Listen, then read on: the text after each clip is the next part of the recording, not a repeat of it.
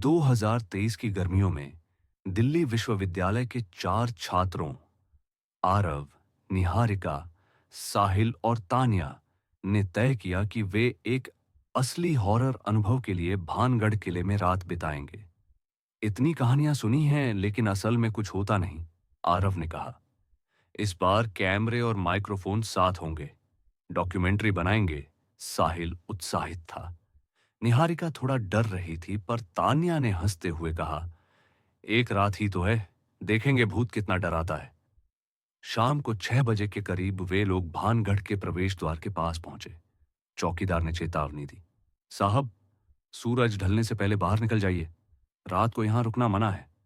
आरव ने मुस्कुराते हुए कहा, हम बस थोड़ी देर तस्वीरें खींचेंगे। जब अंधेरा हुआ वे किले के अंदर छिप गए। किला सुनसान था।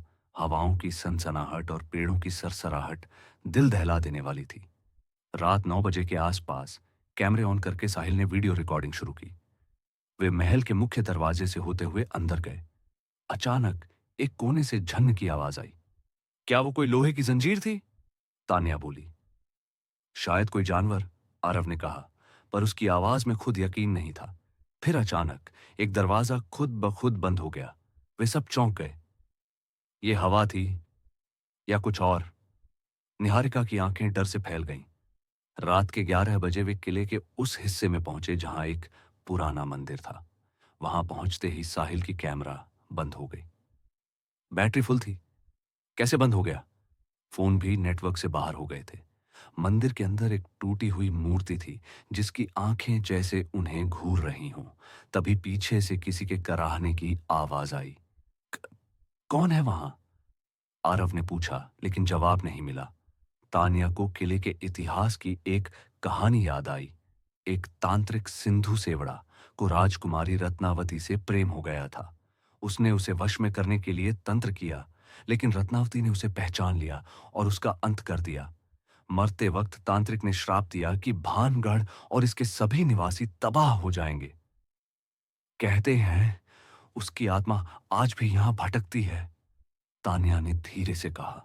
तभी मंदिर की मूर्ति से जैसे कोई छाया बाहर निकली। हवा ठंडी हो गई।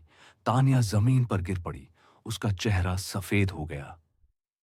उसकी आंखें, वो आंखें मुझे देख रही थीं। तान्या बड़बड़ा रही थी। साहिल ने तान्या को उठाया और सबने बाहर की ओर भागना शुरू किया।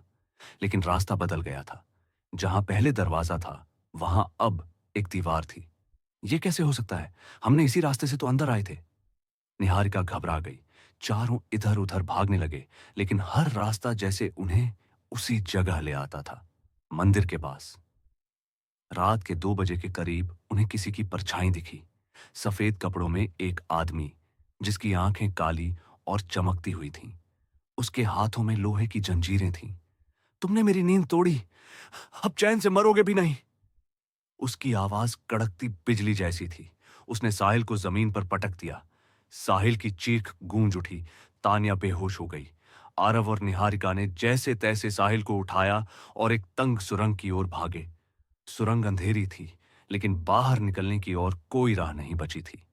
चलते चलते एकदम सन्नाटा छा गया। फिर तान्या की आंख खुली और उसने धीरे से कहा, तांत्रिक हमें छोड़ने वाला नहीं, किसी एक की बलि तो लेगा ही। सुबह 6 बजे जब सूरज निकला, गांव के कुछ लोग किले के अंदर आए।